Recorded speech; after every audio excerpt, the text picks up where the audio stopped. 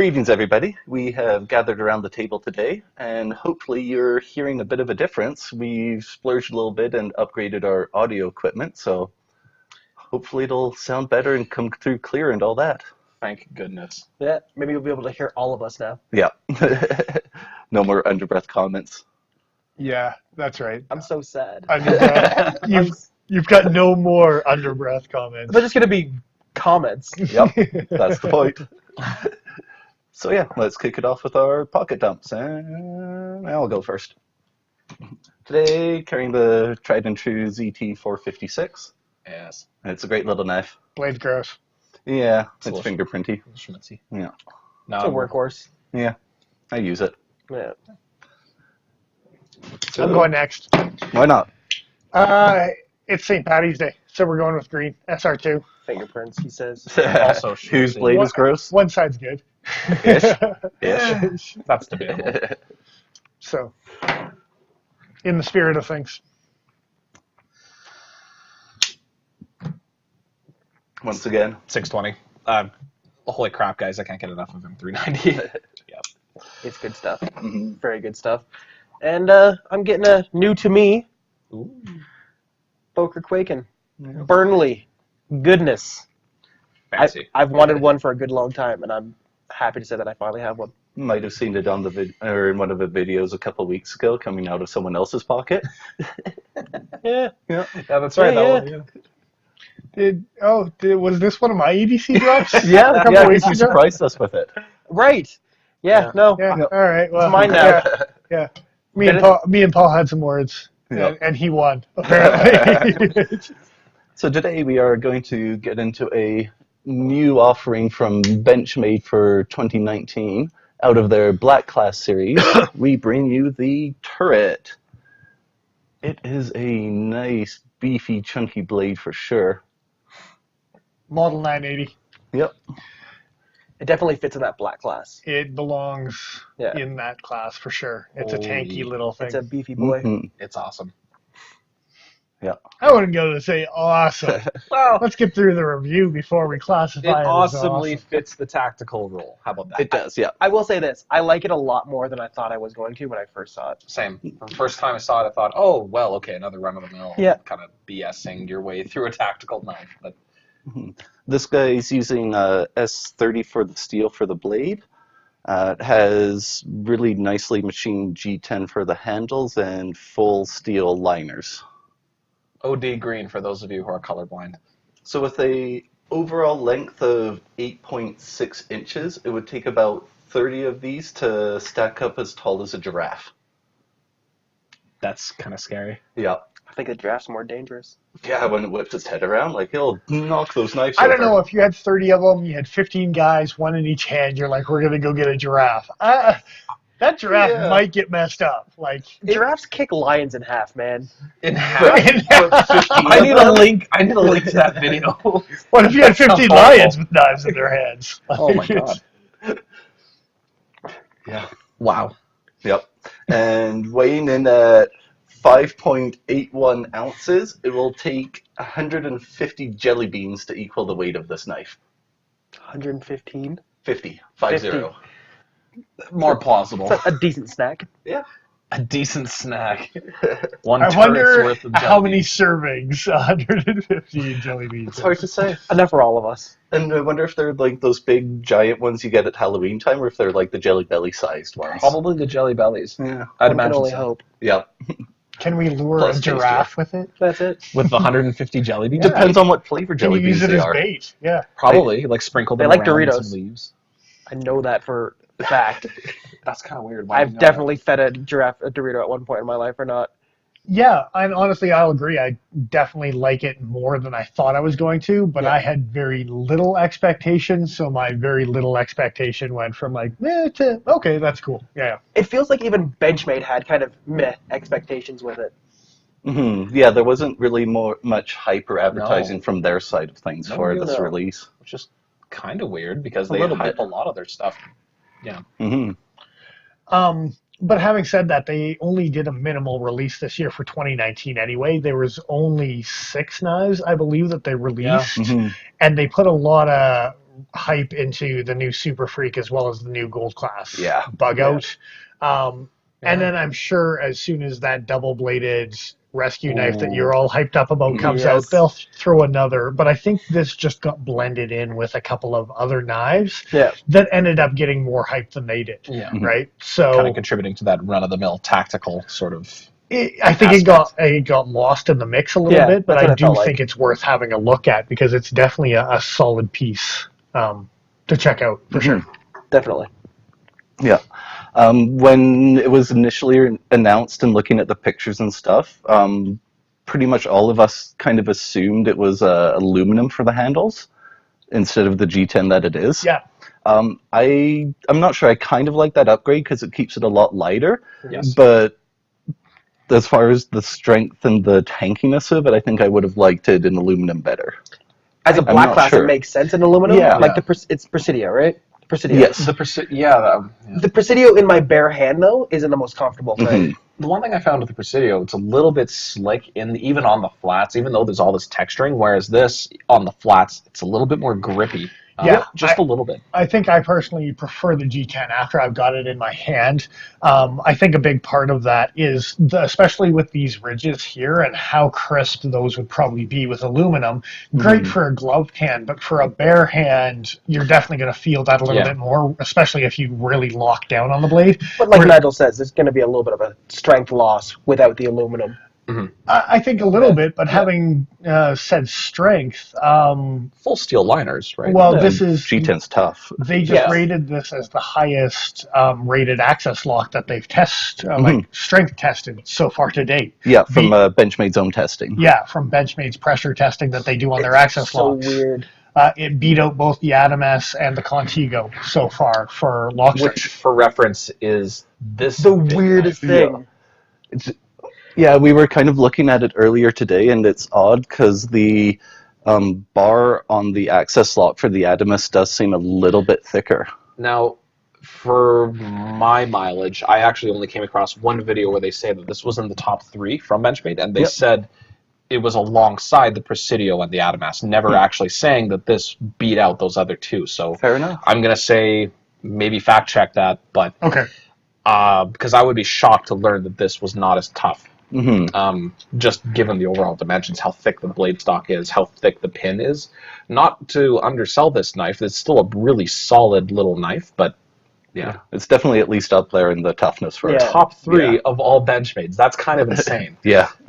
Thinking about all the beefy stuff they've put out over the years. So I think that also adds to the part where the G10 and the aluminum, like again, as far as G10. Top ranking, the Contigo G10, none of them are the aluminum based ones. So maybe the aluminum's actually putting stress on the lock bar, whereas the G10 is a little more forgiving. Who knows? I have no idea. Aluminum bends, whereas G10 will just hold and then snap, right? Yeah. A little more forgiving. So, either way, definitely built strong, regardless of the materials that they use. Built tough. Definitely. Well engineered, for sure. Blade stock thickness, too. Not quite as crazy as an Adamas or a 620 or anything like that, but still nothing to sneeze at as far as a nice thick grind goes. I like the way the swedge brings down to the point, because that's the thickest part of the steel right at the point, basically. It's really well engineered that way. Lots of support, and definitely a knife that I could see going into a combat role or a law enforcement role, something that fits all these niches really nicely. It actually, this spear point, is, for me at least, is a little reminiscent of my mini skirmish. Without the recurve, but with this spear point, like from this blade down type of thing, it definitely it rings like that for me at least, right? Like, as far as the silhouette's concerned, I definitely agree. Definitely not handle or anything. No. But the front half of that blade, Just a brief note of how well they sharpened this particular model. Wow. A lot of people talking about Benchmade edges not being super great. That's what I would show them as an answer. That's actually really awesome. Yeah, for what that is, I'm actually pretty impressed with what that is for an edge. I'll admit I got my Super Freak here this week, and I was not impressed with the edge out of the box. I instantly fixed and maintained it. Mind you, M4 versus S30, how easy this is going to be to sharpen. How's the centering on that? It's a little off, but not too bad. Hair off, but as far as Benchmade standards, yeah, that's pretty good. They would call it perfect. Yeah. I mean, as far as the functional piece is concerned, it's reasonable. Within tolerance. Yeah, Yeah. and that makes sense. Yeah. And even the blade grind centering, when you look at it, they did a really decent job on this one. I think this is also unseen until tonight by all of us. This isn't a model that any of us have played with. That's what I was going to ask, is whether this one came straight out of the box or not. Yep. Came straight out of the box thanks to the Cutting Edge Cutlery Company. As per usual, they were nice enough to donate this to us for the review for tonight. The only reason I bring it up, or you brought it up, really, but is because the one that was on the shelf was also ever slightly off center. Oh, really? Yeah. I hadn't played with the one on Cutting Edge shelves there.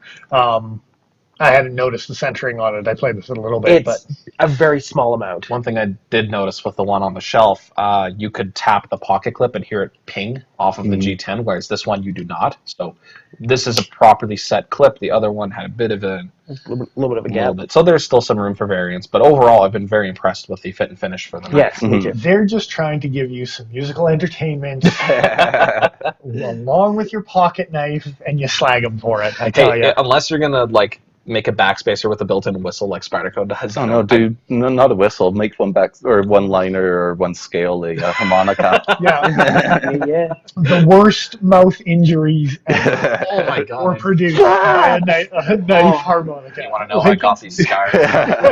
Don't have it be an auto. An OTF? Yeah. Crap. Well, anyway. As far as this knife is concerned, No harmonica issues. Nope. as far as grip size, everyone with their different shaped grip. Nigel, right off the bat. It's awkward in my hand. I ride up on the hump there with my middle finger, and pinky kind of is able to get on, but not really. So yeah. So if it was like maybe 10 to 20% larger, it would fit. Yeah. Really big knife. It'd be a very large knife. It I would. mean, for me, pretty close to a full grip. I mean, it's almost exactly what I need.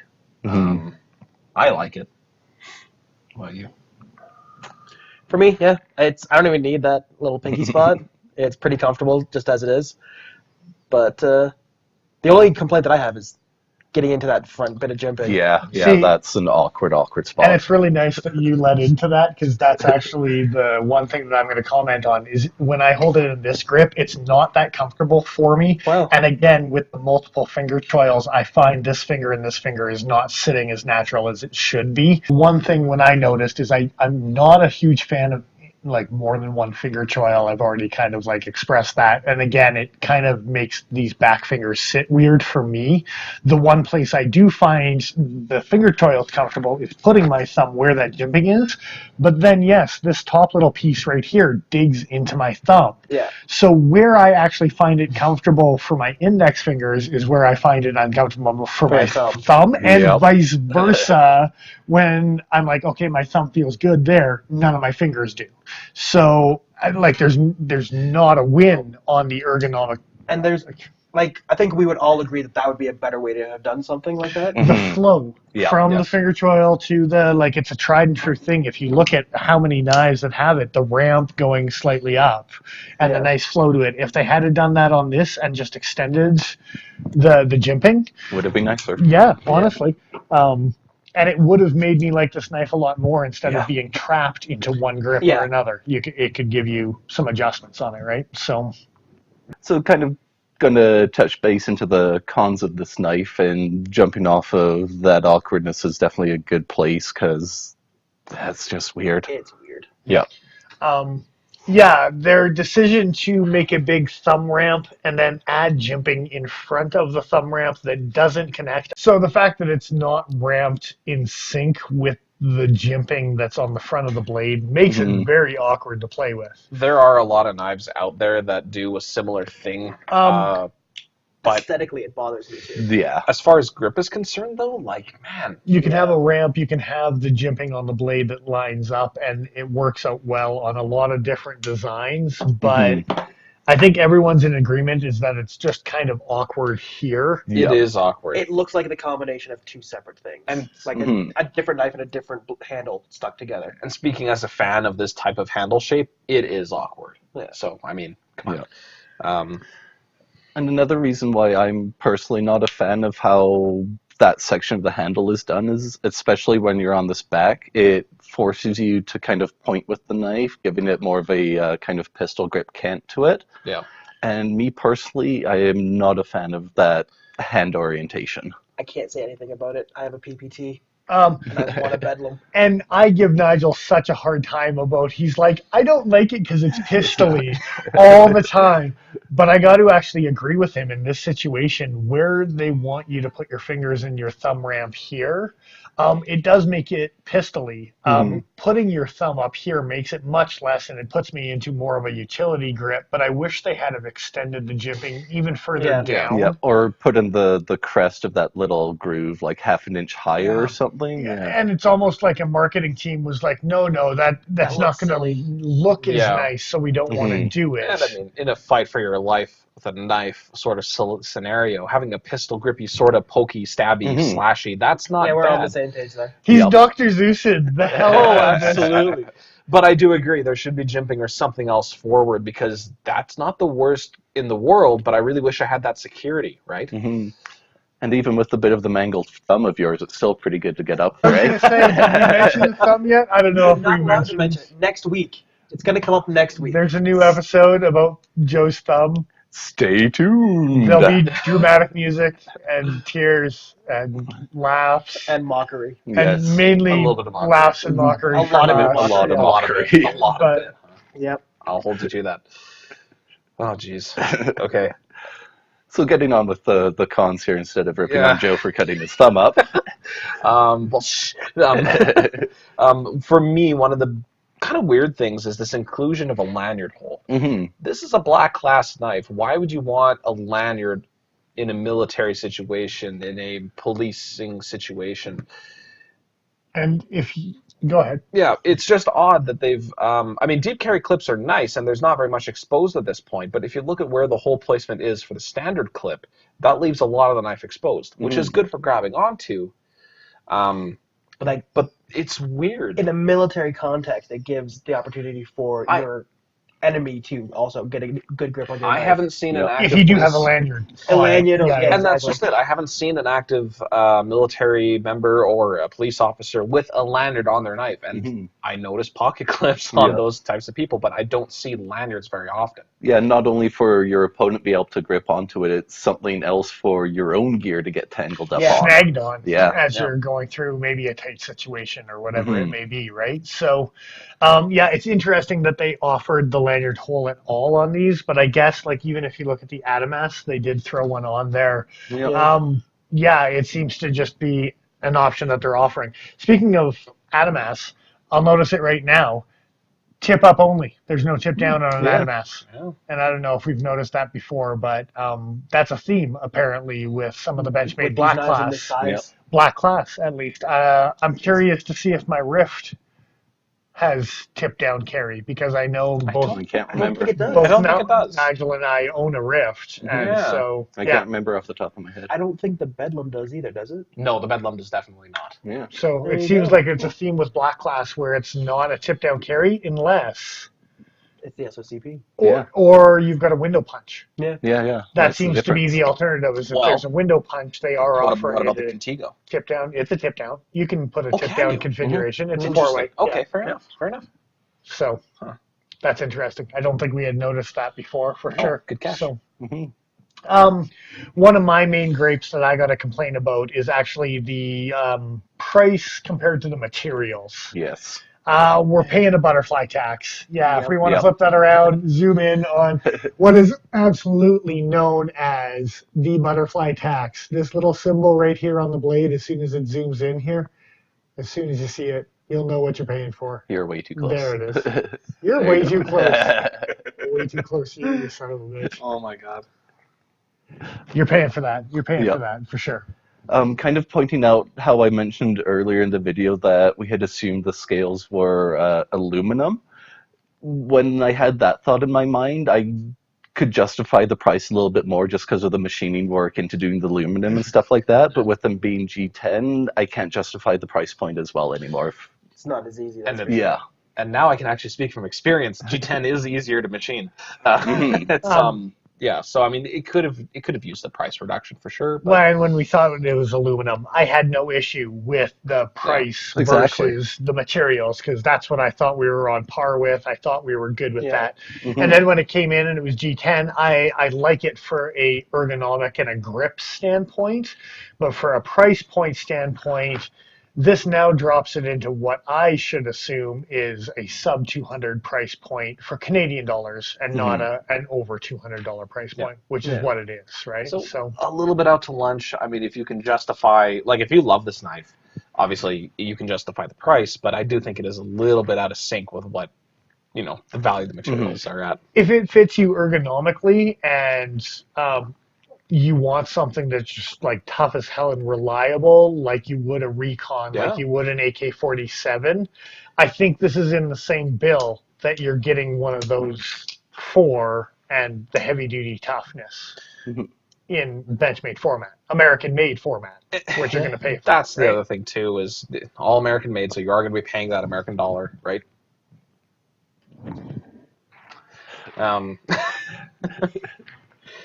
Yeah. No, I completely joking. Way to go. God damn it. Way to go, Joe. Focus. That wasn't me. Yeah, it was. Pointing and looking around and anyway.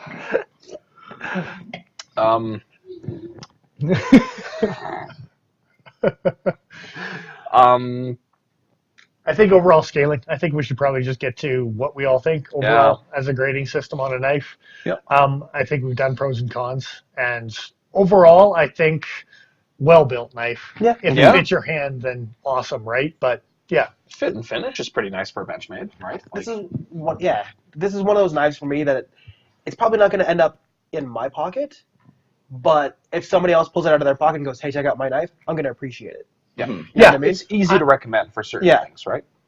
I'm going to be impressed with their choice if Exactly. they decide to go with a turret, for sure, like they would a Loco. Yeah. And I put this in the same category as I would with like a Benchmade Loco, where it's not going to be my personal choice, but if you snap out a Loco or a turret or a whatever, I'm like, yeah, nice choice. That's a good solid tank that'll get the job done type of thing, right? So who wants to roll their grade out first then? Don't look at me. I guess I'll do it. So overall, I actually give this knife a C+, score of 72. Very favorable, I mean, so far. Only one particularly low score, and that was related to cost of materials. I really think this is an excellently built knife. I think S30V is a good choice. I think G10 is a good choice. I think Steel Liners is an excellent inclusion. The skeletonizing was done well. It's a bit expensive for what you're getting.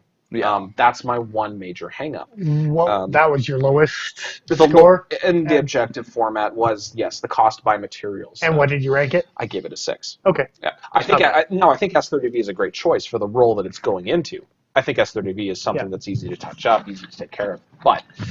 And on your pro side, your high end, what did you think it excelled at with your own grading system? Oh, man. The major thing I think, aside from the lockup and actuation, honestly, I think it did really well with the fit and finish, the cutting ability, and the ergos. Like, I think across the board, really, really well done. It's so good in all of its different areas for its intended purpose that I think it deserves a higher score just based on that. But there's just enough where, there's a little bit of leeway where I didn't feel comfortable with certain aspects of the knife that it ended up being a C+ rather than like a B- or a B. All right. Yeah. Paul, what'd you rank it? I also ranked it a C+ at a 72. The weird thing is You were also a 72? Yep. Nice. Okay. Yep. Tying scores tonight. All right. And the weird thing is I don't really have too many highs and lows. I'm kind of middle ground across the board. All the way across the board? For the most part, between 6 and 8 for, I think, everything on the knife. And is anything noticeable that was surprising to you that you had to give a higher ranking than what you thought it was going to? I actually give it a pretty good score in pocket ergos. Yeah, okay. Yeah, it wasn't bad for that. I actually gave it a pretty impressive score for that as well. Yeah. It's more than I thought it was going to. I thought it was going to be tanky and bricky, and it wasn't big that and bad wide, at and all. It's funny that we all agree on that. I like that. Yeah, and that's basically it for me. Fair enough. I was really harsh on this thing just because it tanks personally for me on so many things, aesthetics, grip in hand, stuff like that. So Double XL hand mitt over here is like, this is too small. Yeah. So this guy just barely sneaked out from getting an F, and I scored it a 55. Wow. A D. Yeah. Okay. And low points because apparently. Jumbones? Yeah. Yeah. It is. Wow. Less Holy than shit. jumbo. Because of the ergos. G10 and S30 lost out to aluminum. Because of the ergos. Okay, a couple low points on your ergos just to go through a couple of low scores. Sorry. Yeah. Main thing was the ergos and enthusiasm. I was like, I didn't give it any time of day at all when it came out and seen it in pictures and stuff, and even when it came in and I got it in hand, that didn't change. It aesthetically, just looking at it, what the intended of use was, does nothing for me. So enthusiasm was very low, and then the awkwardness of my hands and the specificnesses of the grips that are set up with this guy, I scored that a 4 as well because it's the jumbones, so awkward. The jumbones with its stretchy handle, it had Nigel. It was nice. Wrapped around its pink. Yeah. And honestly, this is a small to medium grip. It really is. It's not. Yeah. I think you can do a large grip in the pistol format. I don't think it's an extra large grip. I really don't. I wear a large glove. I agree. Would explain why he doesn't like them so much. It makes sense for your limitations. I guess lastly, I've got to grade it as well. I gave it a solid C. It's a 70 for me. Yeah. The high points I think for me were actually like the fit and finish and the lockup. Yeah. Hearing about how awesome the strength tests were by Benchmade, by like third-party contributors that have heard things. I hope the fact-checking worked out that it is actually as strong as everyone says it is, because I think that's really impressive for them to come out with something that compares with something as rough and tumble, but not as big and not as bulky as an Adamas or as a Contigo or whatever. This is still in an everyday carry size. It's basically the same size as like a paramilitary too. Very similar. I saw them overlaid over each other, and they're very similar in width and length. Now, for me, what it loses on the main things is enthusiasm. I wasn't hot about it when it came in. I was less hot, and then I saw it in pictures and actually ranked it slightly higher. So I'll give it that. I was going to rank this thing probably a 3 enthusiasm until I saw it in person. And when I saw it in person, it did actually bump a notch or two up for me. What'd you give it? I gave it a 5 for enthusiasm. Fair enough. I gave it a 6. And then for me, my personal material choice, G10 and S30 is so overdone for myself personally. Yeah. I like the exotics, so I had to rank that a 5 as well. This same knife in a different steel would probably rank higher for me. At the end of it all 4 of us are grid scales. Hopefully you can see them. Hopefully they're a little more accurate this time because we tried to get the 0 out of 10 rankings to make everything a little cleaner for you guys if you want to pause and check out the 4 grading systems that we gave it. For sure. Easier to comprehend. I hope you do pause and check out that grid scale because I think that's going to give you a personal opinion and better self-opinion on this knife, just judging what we all think in our own individual grading system, right? So. Yes. Indeed. Yes, sir. Thanks for contributing. Go team. So that being said, anything else anyone else wants to say? No. Solid tactical knife, worthy of review.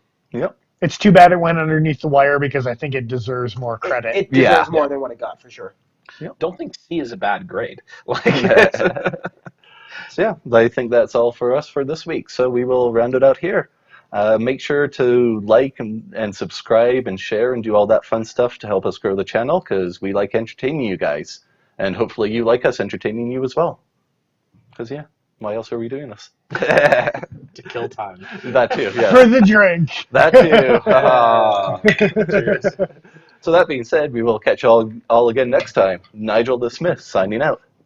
I am who I am. I'm Dennis Vipers. I am the Iron Joe. And I'm XL.ca. Have a good week.